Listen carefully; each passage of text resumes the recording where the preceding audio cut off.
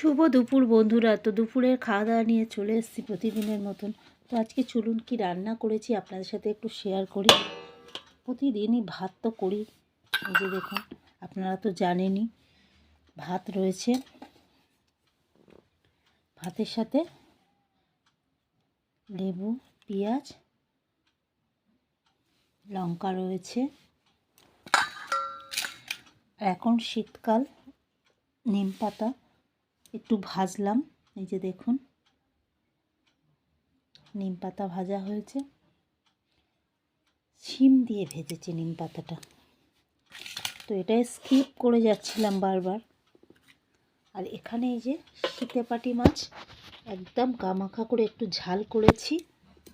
আর এখানে ওলকপি দিয়ে, ট্যাংরা মাছ দিয়ে, মটরশুঁটি দিয়ে একটা ঝোল করেছি। তো আজকের দুপুরের খাওয়া দাওয়া এই অবধি। তো চলুন পরের ভিডিওতে আবার আপনাদের সাথে আমার দেখা হবে।